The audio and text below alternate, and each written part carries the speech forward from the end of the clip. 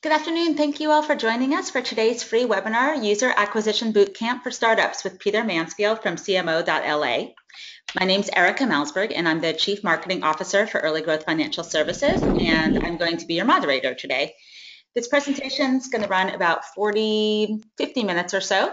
If you have questions as we go along, please feel free to enter them in the question field, or you can also tweet them to us at earlygrowthfs, and you can use Peter Mansfield's Twitter as well at mansf, or at mansf, I guess I should say. Sorry about that. As I live in San Francisco, when I see SF, it's natural. And you can use the hashtag user acquisition. We're going to try and answer questions as they come, or we might wait until the end of the Q&A session to answer them. If we do run out of time, we'll follow up via Twitter and email you all, and we'll just make sure that all of your questions have been answered. Also, just so you know, we are recording today's session, and we'll be sending out a follow-up email tomorrow that's going to contain a link to this recording, as well as the deck, so you'll have that for your reference. Before I hand off to Peter, I just wanted to say a few quick words about Early Growth for those of you who don't know us. We're an outsourced financial services firm that provides day-to-day accounting, CFO, tax, and valuation services and support for small to mid-sized companies. We currently have a footprint in 9 markets from Silicon Valley to New York City and support 10 to 15% of the venture-backed companies in the US with an impressive client list that includes companies such as TechShop, Indiegogo, Zendesk, Cloud, RocketSpace, OpenERP, and over 500 plus more companies nationwide. So with that said, let's move on to our guest of honor today, Peter Mansfield. We've done a couple of webinars with Peter, and they're always a great hit. So we decided to follow up a webinar we did, I think, last month on marketing for startups, and it touched on user acquisition, but just enough so that we felt we whet people's appetite. So we decided to dive in on that topic deeper during today's webinar. So just to let you know a little bit about Peter, and he'll tell you a little bit more as we jump in, but Peter's a strategic consultant who helps fast growth companies with all aspects of their marketing and communications, including helping entrepreneurs build relationships with investors. He's helped hundreds of startups and later stage companies raise rounds and go through IPOs and acquisitions worth close to $5 billion. Peter was born in the UK, hence his Downton Abbey accent, but he now lives in Southern California. His current clients include Billfloat, Marqeta, Pertino Networks, Revolution Credit, and Wallaby Financial. So with that, good afternoon and hi to you, Peter. Hey, thank you so much, Erica. And yeah, just to follow up on one point that you made, for those that were on the webinar that we did last month, I apologize in advance if any of the content is a repeat. You may notice some of the slides, but I try to keep that to a minimum. And yeah, just to jump in, let me just make sure I take you to the next slide. Yeah, the goal of this session is to show you some tools and ideas to optimize your user acquisition. And I'm kind of assuming in most cases you're going to have a tiny or in some cases even a non-existent budget. That seems to be relatively standard form for a lot of the clients that we work with, especially the early stage companies. Another word of warning, I'm actually going to go through the deck at a pretty good speed just because there's such a lot of ground to cover. And even then, we're probably only going to scratch the surface of user acquisition. But just to remind you, the deck will be available to everybody. And as Erica mentioned, the session is being recorded. And also just to mention, we are offering a free one-on-one session to anyone on the webinar so that we can take a look at your particular opportunity. I'm guessing that some of you probably have solutions that are focused on consumers, others are focused more on business audiences, and this webinar is probably relatively close to being acceptable for all of you, hopefully. If there is a sort of a bias to it, it's probably focused more on areas like for mobile app developers that are focused on consumer solutions. So bear with it if it, points doesn't seem 100% relevant to your particular situation. But that's another reason why we do the follow-on sessions. So to keep a little bit about me. Actually, Erica did a much better job than I'll probably do, and she covered a lot of the points that are on here.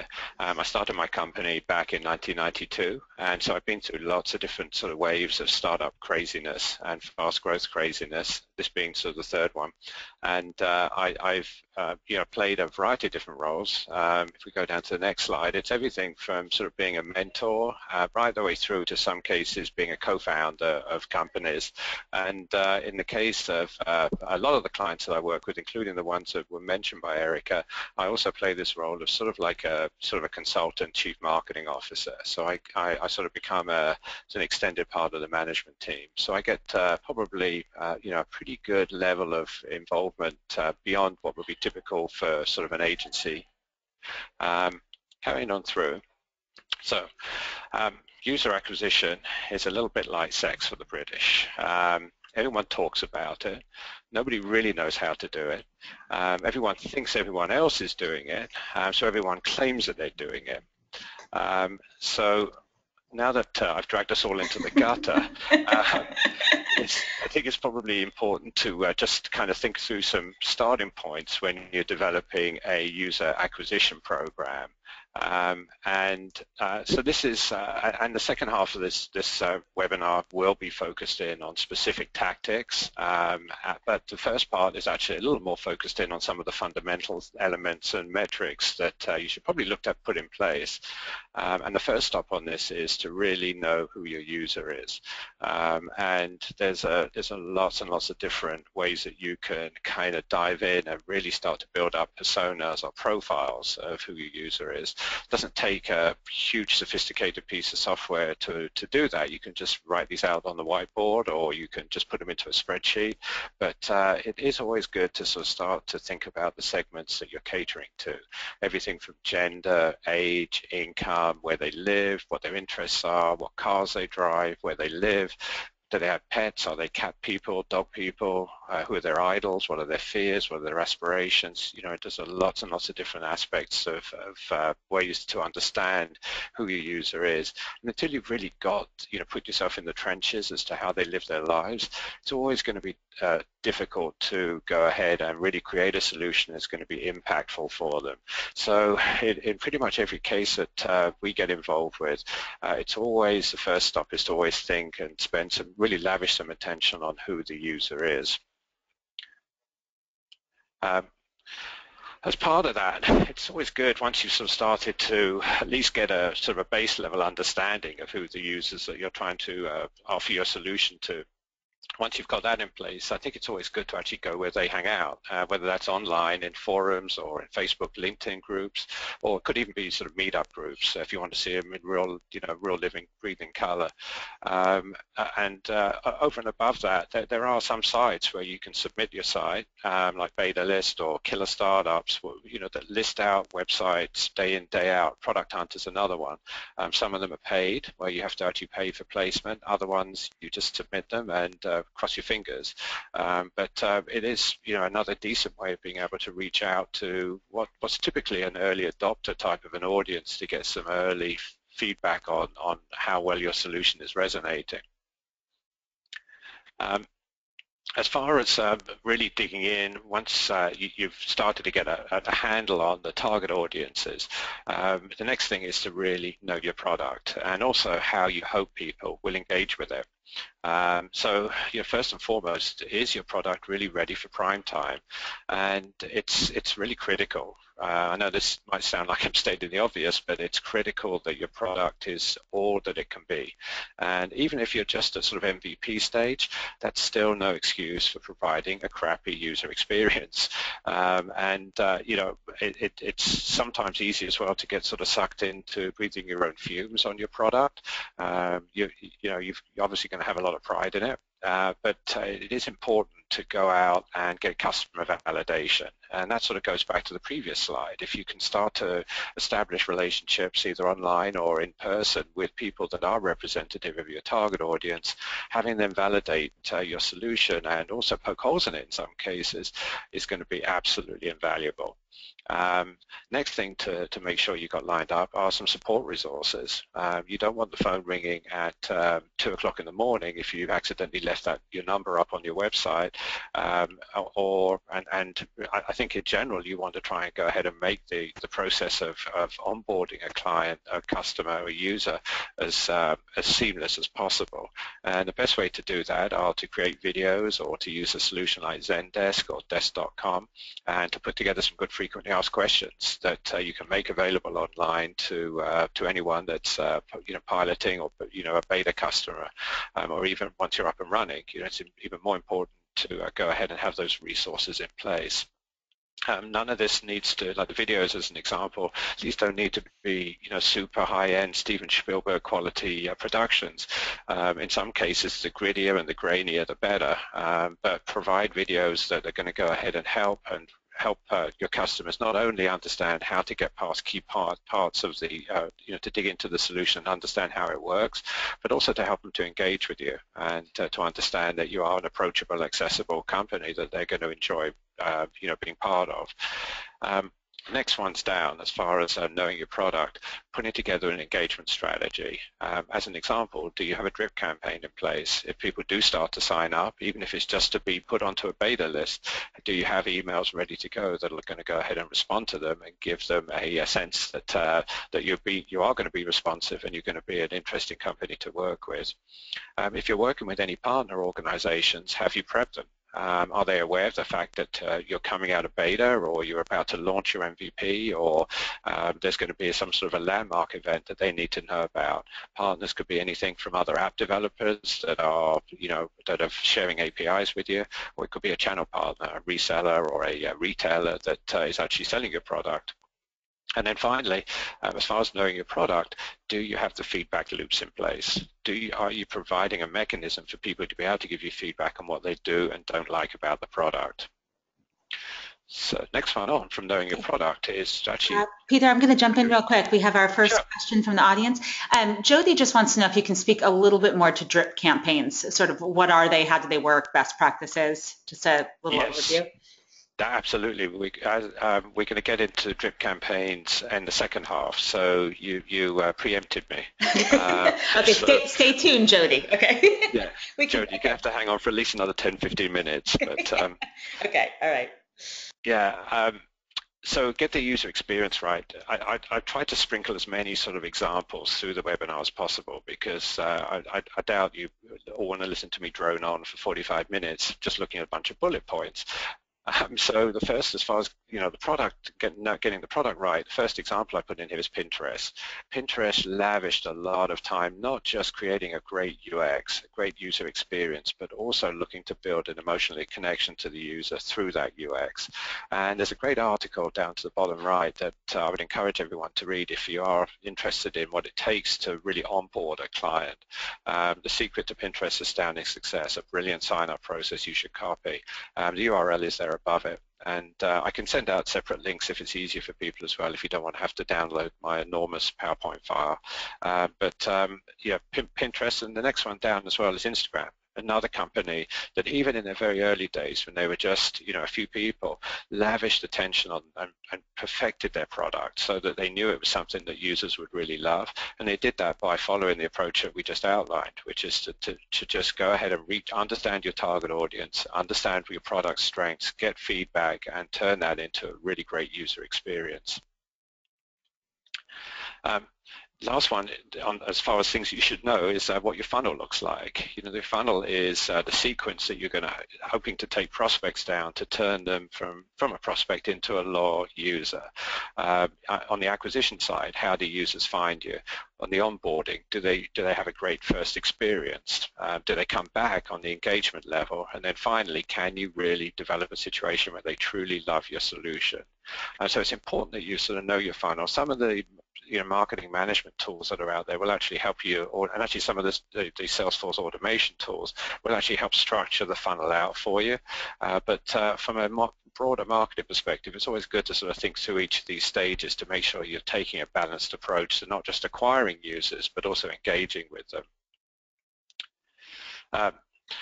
Now we're getting into the nitty-gritty, calculating the user acquisition costs. So this is, again, a part of the prelude to actually talking about some specific tactics like email marketing. But the customer acquisition cost is probably the default metric that most VCs, angels, most partners, most financial people are going to look to as being a key determinant of how successfully you're marketing and taking your product to market. So the customer acquisition cost is relatively simple equation. It's really just the cost of your sales and marketing divided by the number of customers that you've acquired. So I'll just go through that again. It's just the cost of your sales and marketing divided by the number of customers that you've acquired.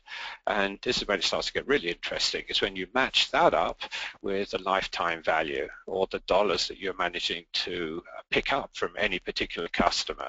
And those dollars could come from a variety of different sources. It could be from a freemium model, it could be from a license model, or it could be from advertising revenue.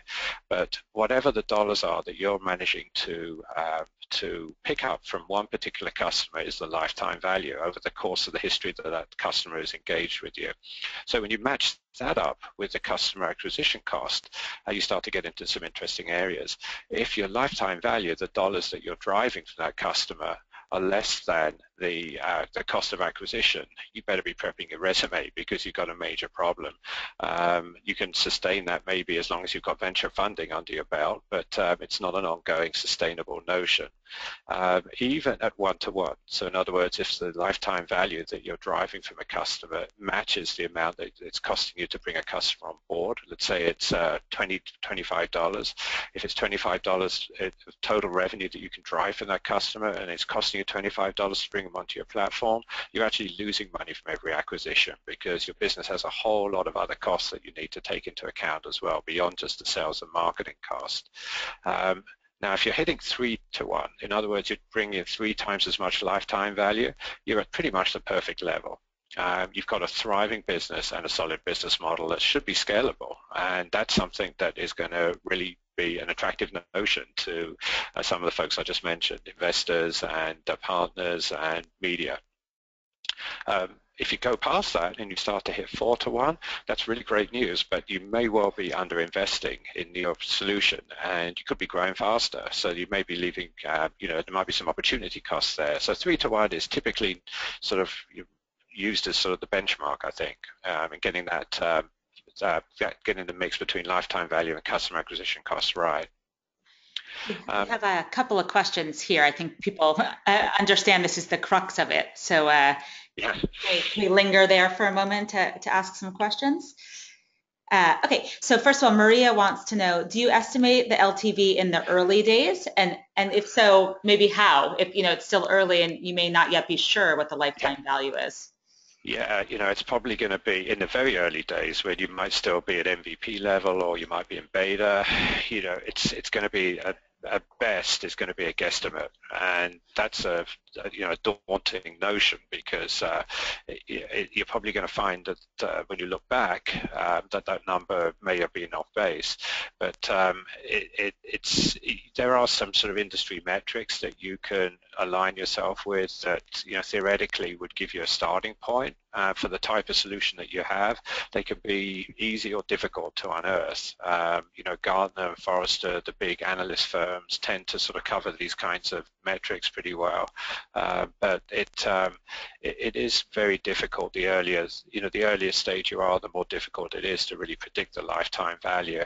I think if you are raising money and going down the track with investors, VCs and angels, they're going to expect to see a projection for the lifetime value at some point. And in a lot of cases, in pitch decks that I've worked on, that number is one that's sort of plucked gloriously out of the sky. My job is often to sort of make it look as legitimate as possible. I'll be the first to admit, but it's at least a starting point. And depending on the type of business you have, I do have some sort of ballpark numbers in my head, at least, that I've seen that seem to end up panning out reasonably accurately, that I can kind of walk through with anybody that would like to do the one-on-one sessions after. But a very good question. Yeah, no, I think that's helpful. I mean, as with everything, it's a moving target, right? But you need to start somewhere. Yeah. So yeah. And then we have another question here from Jason, and he wants to know, do you include employee and salary costs as part of the CAC, or only the pure marketing costs like advertising, events, content, etc.?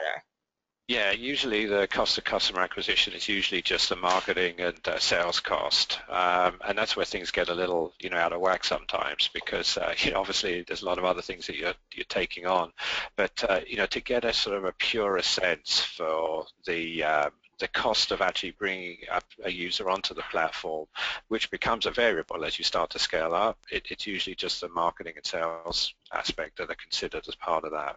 Okay, great. Thank you so much. No problem. Do you want me to? I'll scoot on to the next slide. Go ahead and scoot. Some other key metrics. Yes, here I go. Some other key metrics, some of the not so important ones, which these are sort of, the ones on the left in the grey box are sort of year 2000 metrics. Registered users, downloads, page views. I used to be out there with the best of them bragging about those kinds of metrics. The really important ones now are it's all about engaged users. How often people are coming back and using your app after the first time they've tried it. It's repeat and first time actions. It's time between actions. Are they using it daily? Are they using it once a week? And what is the probability of them coming in and repeating an action on the app? And again, that's going to vary clearly from app to app. Some apps are, made to be used every minute of every day. Others are, once a week, once a month, or once a year kinds of apps. But it is important that within your own area that you understand those metrics and look to continually improve them. So before we jump into the actual tactics, here's a kind of a sobering slide. It's actually got some scary numbers on it. These were from AdWords, which is Google's advertising program, the cost per click. In other words, what they charge every time someone clicks on one of your banner ads on there or on one of your AdWords, it rose by 40% between 2012 and 2014. There's a lot of different dynamics behind that, not least of which is just the general state of the economy. But also included in that is the fact that clearly online advertising has become more and more popular. And when you've got an open auction system like AdWords, people are prepared to pay more and more because they get more and more effectiveness out of using AdWords. So if you look across these different categories, you see some of them just rose astronomically between 2012 and 2014. Automotive as an example, up 83%, legal up 100%. The one common denominator here is that all the categories went up, and that means it's the good old days where you used to be able to raise a couple of $1 million, and that would be enough to go and do some paid search and some AdWords campaigns and drive enough users to raise more money. Those are pretty much gone. So it does lay extra emphasis on the set of tactics that I'm going to take you through now to help you bridge the gap as far as user acquisition is concerned. So assuming you haven't raised $50 million, what the hell can you do to get users? So this is the sort of the overview of the areas that I'm going to actually focus on most of these areas, not affiliate, but all the others I think I cover at some level or another in the rest of the webinar. These are the sort of the typical set of tools that people use when it comes to user acquisition. SEO, SEM, paid search, online ads, app store optimization, email marketing, social, content viral types of stuff. That would include videos. Affiliate, which as I mentioned, I'm not actually going to cover because it's such a weird and wonderful area that, and it only really applies to probably a relatively small percentage of the people on the call. Public relations, partner marketing, and then glorious growth hacking. So I'm going to go through each one of these areas and actually give you some examples and also give you one or two pointers for some additional resources that I think might be helpful in getting you, really up to speed. So the first of the areas, these are in no particular order, but the first of them is content. So this is actually an example of Mint. Mint is a personal finance manager, and it allows you to go in there and into its app and pretty much map out every dollar that you spend as a consumer. And the quote down at the bottom left was actually from their chief marketing officer, and it was in response to the success that Mint had with Mint Life, which is a whole separate site that is actually their blog. And they, as you can see, we focused on building out a unique personal finance blog, very content rich, that spoke to a young professional crowd that we felt was being neglected. The blog became #1 in personal finance and drove traffic to the app. Our app didn't have a high viral coefficient, but we had content that was. Our infographics and popular articles became regular hits on Dig, Reddit, etc. Mint is a fascinating piece of software, and the approach that they took is one that I guess the polite word to say is leveraged, the not so polite word to say is copied for a client of mine, Wallaby Financial, where we look to really use content as a way of distinguishing the company and to drive users on to sign up for their app, and it worked like a charm. And good content, particularly things like infographics. You can see there, if you look at the Mint Life, the top feature there is a infographic on for renters, a checklist for renters.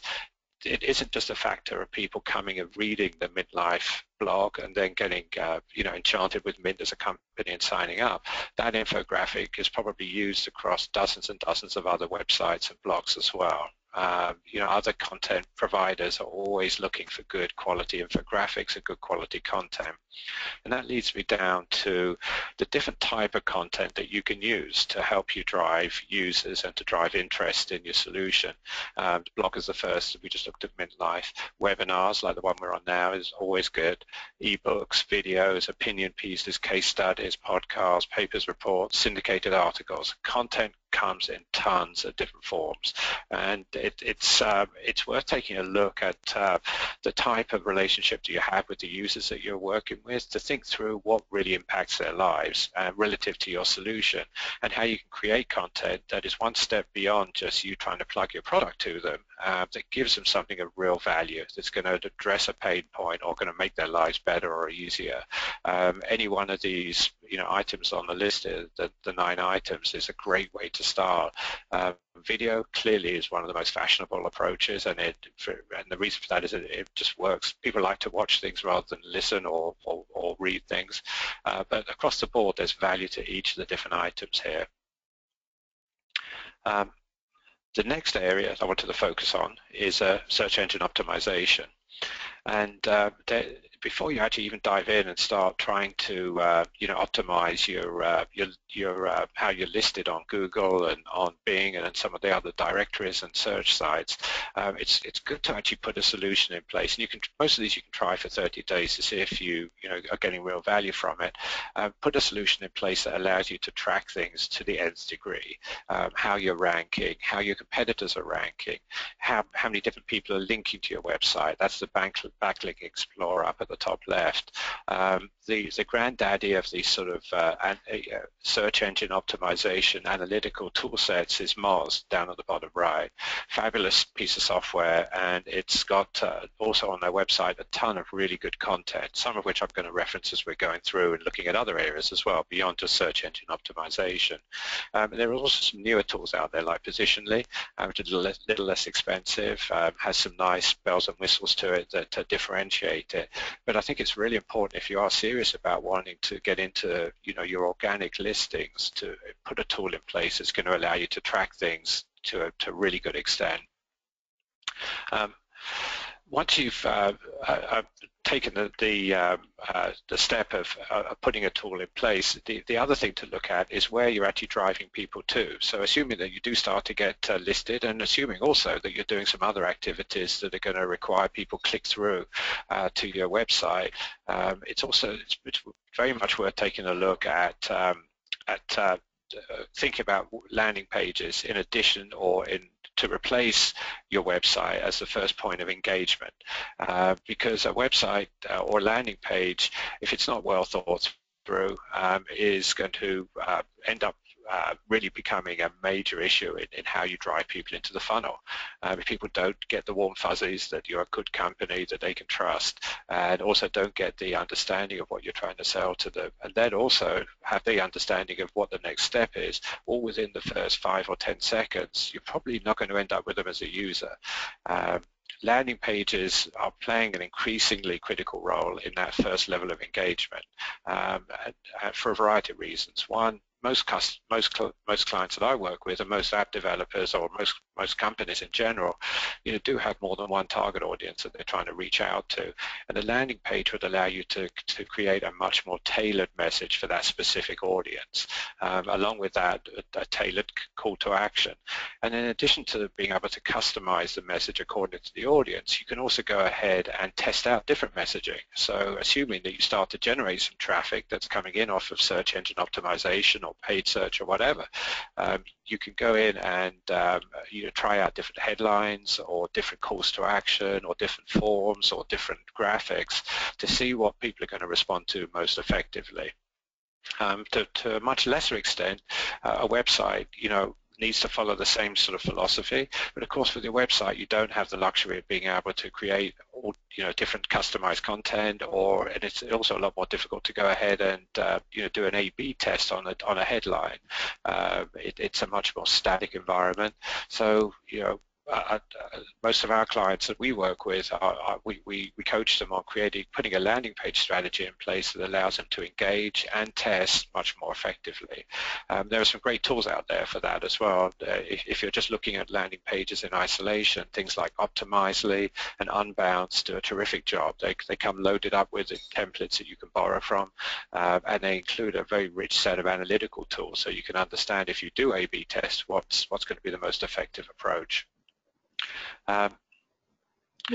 We have a question here from Martin. Great. He's just asking if you can clarify. So if you focus on a landing page strategy, is that just a layer that you build over, like a wrapper on your website?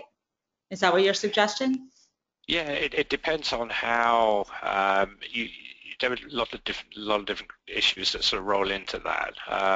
Some of the solutions like Optimizely and Unbounce that I mentioned will allow you to host the sites on their servers, I believe. So in some cases it becomes a privacy issue. Some companies are particularly sensitive about the URL that they provide, so they're going to want to host those the pages on their own servers. You are effectively, though, from a marketing standpoint, creating an additional layer. It's an additional layer of engagement that is very specific for the marketing campaign that landing page is associated with.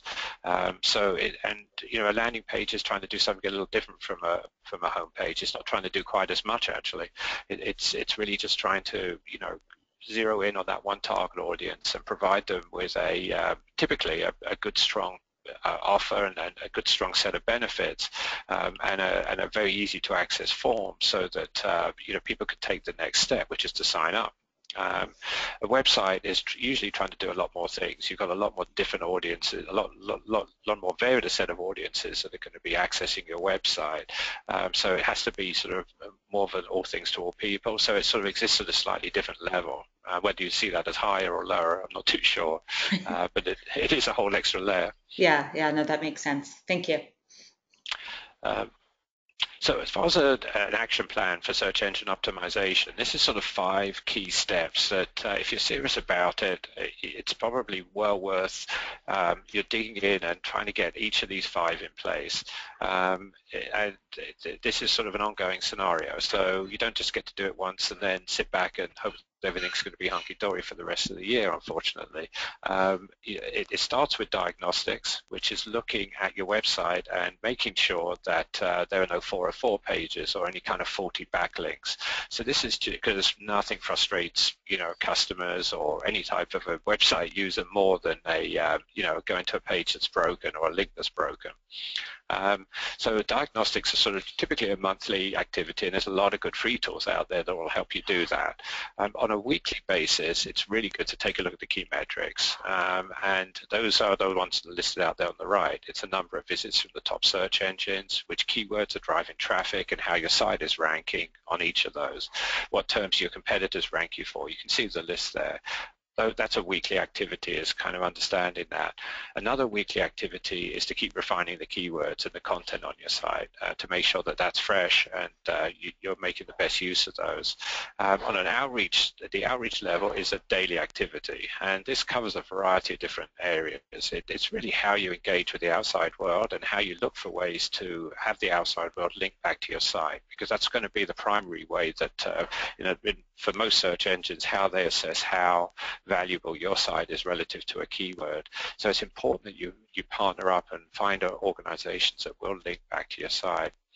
The last one on the list here is SEO standards and compliance. This is a monthly activity, and it's more, particularly when your company starts to grow and you've got multiple people that are contributing content to your site, it's important that you follow some standards and you have some sort of compliance levels in place, so that if someone puts an image up, that you've got it tagged and you've got all the different elements in place to make that content work for you as far as optimizing your search engine activity.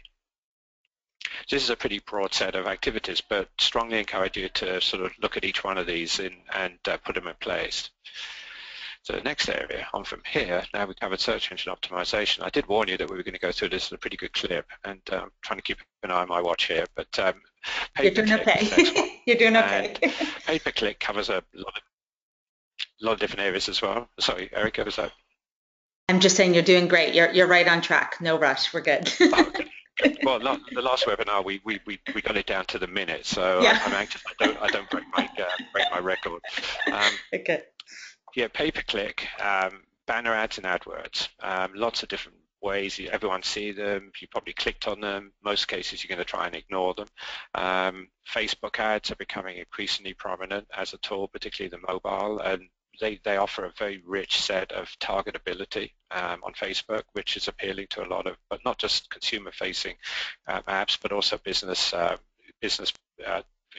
companies that are going out to target businesses. And then the latest one is you're starting to see a lot of floating ads. Floating ads, you probably all seen them, and you've not necessarily thought of them as a separate category, but they have extremely good click-through rates, and it might just be because they're relatively new. It could be one of those, a little bit like interstitial ads were popular for about 6 months, and then everyone got to hate them so much that they turned against the people that were putting them out. It may well be the same for floating ads like this, but for the time being, they are a good tactic to go ahead and drive someone to a call to action. The next area, and I apologize for really scooting over the surface on some of these areas, but it's really just based on the time restrictions, and as I keep on mentioning, I will be more than happy to go ahead and sort of address them more in depth if you'd like to jump on a one-on-one session.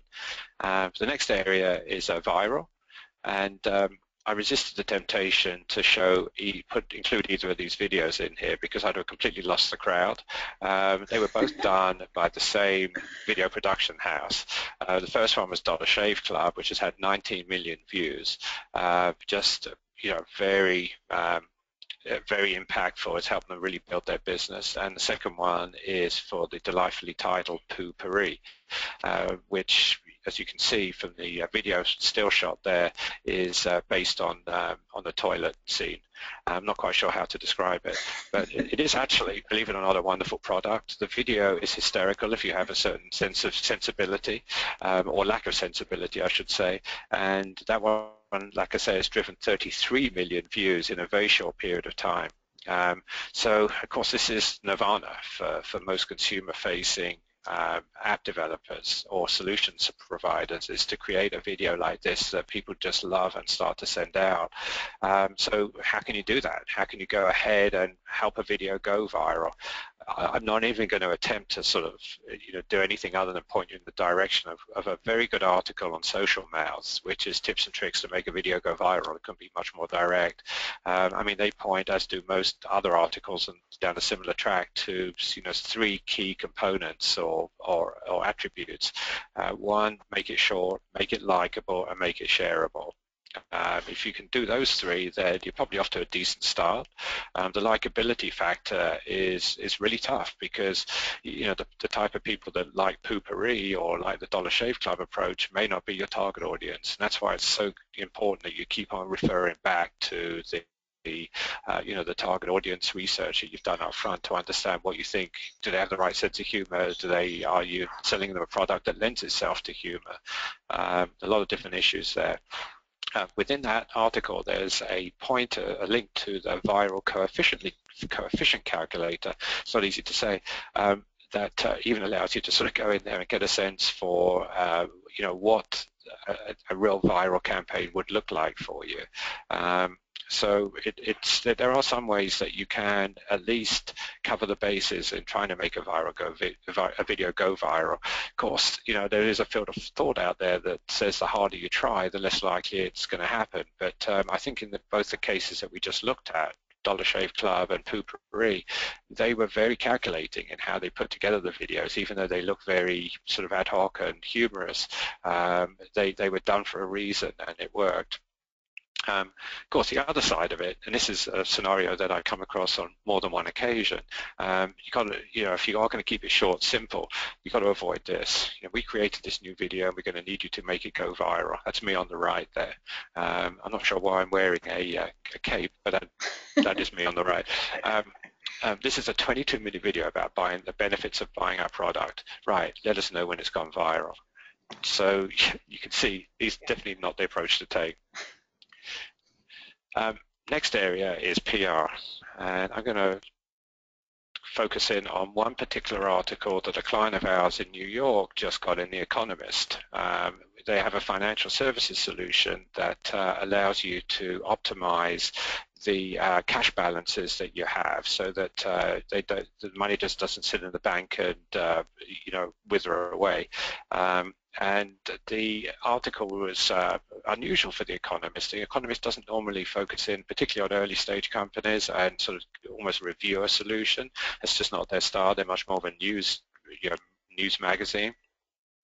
But we were lucky enough that the company got in there, maxed my interest, and their sign-ups went up 40% in 1 week. So a well-placed piece of coverage in the right spots can be enormously beneficial in driving user acquisition and also building credibility across the board. And going down to the next slide, it isn't just about coverage. It's also, as I just mentioned, it's about building awareness, it's driving leads, it's speaking slots that can be driven from that. It's also getting awards. All of these different aspects of PR that people are focused in on all support user acquisition goals. Carrying on from this into social. And boy, oh boy, there's lots of choices here. So where should you focus? We've only scratched the surface here. So everyone that we showed this slide to has a different channel that they say we should include on it. So we just kind of cover the basics here. Facebook, good way to generate traffic, been proven time and time again by all sorts of different, whether you're using just classic content or whether you're advertising on Facebook, or definitely a valuable medium. Twitter, you've got to perfect the frequency of the promotional content that you offer, because if you keep on tweeting out stuff about your product, people are not going to want to subscribe to your Twitter feed anymore. But it can generate traffic. LinkedIn, not so great as far as a source of traffic, but it is good for raising brand awareness, particularly if you've got a business-focused solution. And then it goes down from there. You can see the different options that you've got there, everything from YouTube through to Instagram and Snapchat. You've got to match up your audience. So with the social channel, you've got to ask your audience what social channels that they use on a habitual basis. And once you've matched them up, then start to think through how you can leverage that social channel to help you drive user acquisition. There are some really good tools out there to help you put your social campaigns together. Hootsuite is top left there, super reasonably priced. I think you can get into it for like about $10 a month. Sprout Social is a little richer a set of tools, but a fair bit more expensive. Both of them, needless to say, have their free trials. Up from there would be something like HubSpot, which is also, I think we show HubSpot later into this under email marketing, but HubSpot also has its fair share of social channel tools as well. So I strongly encourage you to take a look, probably initially at Hootsuite. Does a lot of really good things to help you manage and analyze the impact your social channels are having, as well as the social impact of your competitors as well.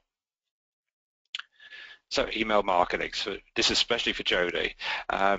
So the important thing with email marketing is to no problem at all in getting creative. The old days where people used to have HTML filters on their email, in most cases have gone. People are familiar with getting much richer kind of emails sent to them, but it's really important to keep it simple. Overly complex emails tend not to work that well. I mean, the extension of that is the top left here, which is Tumblr's email. Show me some fantastic blogs, and then just hit the go button. You can't get much more simple than that. The one below that, I included that not because it's so wonderfully designed or anything, but there is a clever little feature on this which it makes it look like there's a video embedded into the email, which is actually not the case. That's not really feasible from a technical standpoint in most cases. The play button there just essentially is a link back to the website where the video will play. But that's, people like videos. That's a nice feature, a nice way of sort of almost like growth hacking around that notion. And then the Hipmunk email to the right there, a little, tips for easy breezy summer travel, and then just, people like to get tips and easy bullet point kind of content, but it draws you down very subtly into a call to action. Search now and do it through Hipmunk.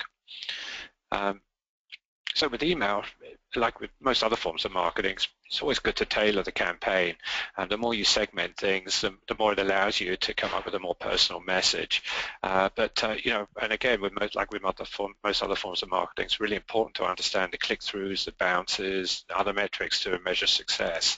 And you can see some of the other suggestions here as far as general starting points for email. Get feedback, combine drip marketing with segmentation, social media, and the other stuff that you're doing, and use automation tools to the fullest. And some of the tools that, again, both ends of not both ends, but certainly a great tool for very low cost. If for most, in fact, for a lot of companies, it's no cost at all. Is MailChimp. Has great set of templates. We use them all the time. A great set of metrics behind it that are easy to understand and distribute. If you really want to go to town, HubSpot is a hugely popular and very rich marketing environment that is focused in on not just exclusively on email marketing, but it probably has a richer set of tools for doing email marketing at this price point than anything else. So two very good, strong email marketing tools. On to the next one, App Store optimization. And three top-level things here. First of all, if you are going to submit your app to Google Play or into the iOS store, got to get the content right. That's the title, the description, the icons got to look good, and the screenshots not only have to look good, but they should have great, compelling headlines. That's usually the first thing that people are going to look at. You've got to pick the right category, and you've got to also go out there and be very active in getting your loyal users to go ahead and give you rave reviews. And there are some plugins like Apparator that you can add into your app that would pop up a little message to frequent users to go ahead and encourage them to give you a review in the App Store. And those are very low cost. They may be open source software, I'm not sure. A couple of really good articles as starting points. The App Store marketing guidelines on the Apple developer site has some pretty decent stuff. The reason I put that up there, though, is for one thing, which is actually item number 5 on their list, promoting your app for Apple Watch. The word on the street amongst the App Store optimization crowds are that Apple is prioritizing apps that include an Apple Watch solution. Both the app stores, the big app stores, Google Play and the iOS store, are continually changing their algorithms as to how they rank companies within the app stores. So it's important to understand, if you can sort of dig under the surface a little, how those algorithms are changing and how you can work the system to your benefit. The article to the right off of Sensor Tower has some really, really good optimization and marketing tips for the app stores. So I strongly encourage you to take a look at that. And then Sensor Tower is actually a great tool in general just to use alongside App Annie. Is another really good App Store optimization tool set. I've used these for clients frequently. They're reasonably priced. They're not cheap, but they're reasonably priced for what they do. So if the App Store scenario is important to you, then to sign up for free and try them out. Did we forget growth hacking? Absolutely not. Actually, I'm keeping an eye on the time here, so I'm going to actually take you through these last two sections pretty quickly, partly because there's so much on growth hacking that we could cover. I sort of took the coward's way out here and actually cut it down to just pointing in the direction of a couple of really good articles. The one on the top left there is sort of the Airbnb story, and you can see it's the growth story you didn't know. It gives you some early stage information there, but it talks specifically about how Airbnb growth hacked Craigslist and harvested new listings and built their business based on that growth hacking. It's, by all accounts, it's the prime example of growth hacking that people point to frequently, and this article does as good a job as any of actually describing how they did it, right down to the point of actually showing you the emails that they sent out to Craigslist people that were listing their houses as available, to encourage them. It's a very simple email, but encouraging them to sign up with Airbnb. It was brilliant growth hacking. The second article down there on Mars is just a more general article that just talks 21 tactics to acquire customers using growth hacking. It's got some great stuff in there. One of the areas that it focuses in on is actually partner development, which is a frequently forgotten area, but one that can be incredibly powerful. By partnering, what we're talking about is really finding organizations that will help you do the heavy lifting in acquiring users. And it's typically finding companies or apps, other apps that have a good level of synergy with yours. Do they have a similar user base, for example? And do they have a track record of partnership deals? There's all sorts of different ways that the sort of a partnership deal can manifest itself. From a financial standpoint, it can often be a rev share. Where if someone signs up based on a referral from someone else's side, you're going to pay that referring source, that partner, X number of cents or dollars. In other cases, it could just be as simple as sharing user bases if it's appropriate to do that. You can see bars, they've got a very nice page that lists out all of their partners. Some of these are paid placements in a lot of cases. In other people's sites, they're not. They're putting them there to provide extra value for their particular users. So partner development can be an enormously powerful way of helping sort of, take some shortcuts in driving people onto your platform, and identifying partners that can sort of do the heavy lifting. So a very quick 30-second summary for a very wide range of different areas that I've covered kind of a shallow level, but hopefully a good starting point just the same. The 30-second summary, I guess, part of it is to say you don't need Super Bowl ads to acquire customers, but what you do need to be is really diligent. You've got to look at each of the different areas that we just outlined and try and match those up with the target audiences that you're trying to bring onto your platform, and to test, and to take it, it takes a mix of tactics in virtually every instance depending on your target. There are a lot of good tools that could help you out, and don't be reticent in asking for help. Most people are only too happy to pass on their experiences. It's one of the great things about the tech scene and working on startups is that typically people are very collaborative, and as part of that, that's why we sort of go ahead and offer sort of a free one-on-one marketing session, which you can schedule if you go to that link there, which is Calendly, which is a really nice scheduling app that I use. And that is about the sum total of the webinar itself. I hope that I've at least covered the bases and given you a sense for the different kinds of tactics that are available, and also some of the tools and some of the articles that will help sort of drive you down the track in a reasonably good fashion. But I really appreciate everyone joining us, and I hope if you have some questions, you'll send them on over. Great. Thank you. And take a breath, Peter. You did it. I'll have you all know this is, as you can see, a lot of content that I think Peter usually covers in the sort of a full day boot camp session, and we just condensed it down as best as we could to an hour. So wipe the sweat off your brow for a second, and we're going to try and wrap up some of these final questions we have from folks. But if we don't get to all the questions, you have Peter's contact information here. So as he said, you can schedule a free session with him and have your questions personally answered. But let's see if we can get through some of these. First, Maria wanted, when we were talking about AdWords, she wanted to go back to that idea of the cost per click rising. And she asked, is there a rule of thumb in going from a click through AdWords to actual conversion? Like, obviously, it must vary a lot by product, industry, purpose, et cetera. But is there any sort of ballpark figure? Is it a 1% conversion or 50% conversion? Do you have any numbers on that? Yeah, I mean, no, it's 50%. Please direct me towards our company.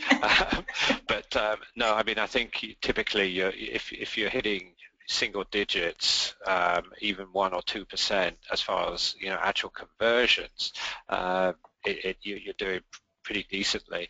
A lot of it is going to vary, as you mentioned, on the product, and not least of which is on the business model. Is it a free app or is it a paid app? Is it a business app? Is it a consumer app? There are a lot of variables there that are going to influence things. And even if you would, in an ideal world, were to be presented with sort of a set of numbers from, say, an equivalent or a competitor company that has a similar solution to yours that give you an indication as to what their cost is to convert off of, say, a Facebook ad or a Google, AdWords or whatever, even if you were to be provided with that, it's still an absolute crapshoot as to whether that number is going to translate over to your situation, because you then throw into the ring, all the different things like how much awareness people already have of you as a company, how much credibility you have, if they're going to check out other things like App Store ratings and rankings, is that going to influence them when they actually decide to click through or not? There's so many different, balls in the air there that can influence whether someone clicks through and then actually converts into a customer. But the general rule of thumb seems to be, somewhere in the 1 or 2% range, you're doing really well. Great, thank you. Bianca wants to know, can you give some examples of partnerships with partners with similar customers? I guess she's wondering, like, how do you find some of these simpatico partners? Yes, yeah, I've got one. I'm not sure if this is the greatest example, but it's the first one that sprang into my mind. The client I mentioned earlier on, Wallaby Financial, has a credit card optimization solution which allows consumers to use the right credit card every time they make a purchase. So it'll go in, the app will tell you, if you're walking into a store that Visa has got a special deal going with Target that month for an extra 5% back or something like that. So it's a relatively broad-based solution, but we came to the conclusion pretty quickly that one of the biggest segments for us was frequent business travelers, and we teamed up with a blog. Actually, it's beyond just a blog. It's called The Points Guy, thepointsguy.com, and this gentleman has one of the more enviable lifestyles. He travels around the world, mostly first class, and just works every angle on how to get the most out of frequent flyer and frequent stayer programs at the hotels. And he has well over 1 million unique visitors each month to his blog, and beyond that he also offers other apps and other resources, and it was a perfect partner for us because we were able to come up with a rev share that allowed us to incentivize him to give us good placement on his website. So we were running banner ads right on his within his posts on his blog, and it also gave him a great tool that he could take out to his users, which helped distinguish him from the other people that were putting together sort of frequent traveler blogs. So that's a pretty decently classic example, I'd say, of sort of how you can partner up with another app or another content provider and provide mutual value, and most important of all, provide value for both sets of audiences, your partners, users, as well as yours. Yeah, I think it's a classic sort of think outside the box and try and take a broad view of your company and what would work well with it.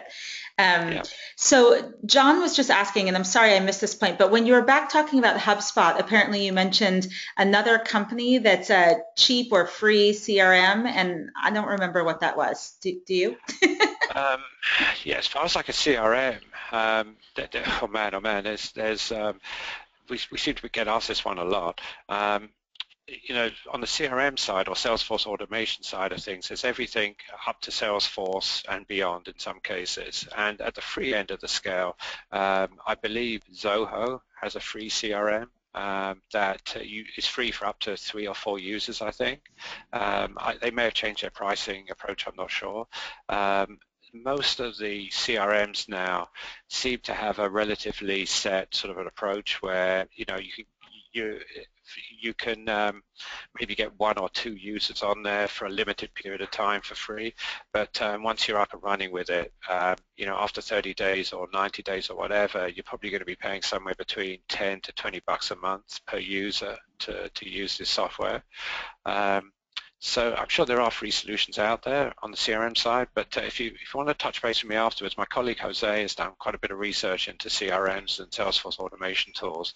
We've actually started using one called ProsperWorks, which we really like. It's a new solution. We were using Salesforce, and we decided that we wanted to work with something that looked a little cooler. Yeah.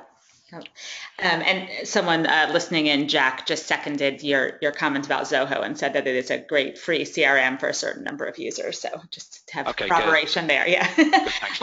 Okay, we have a couple of outstanding questions, but Peter, I'm going to take these offline because I feel like we're up against the hour here, and I'll close. I want to close with a comment we had from someone in our audience named Clarissa, because I just love this. She said, "This has been great, but as a solo founder, all I can think of is that scene in Jaws, we're going to need a bigger boat."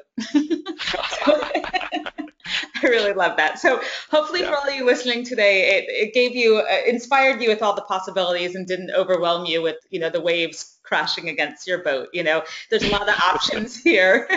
And, you sort of pick and choose and you fight your battles and reach out to Peter and his team for support.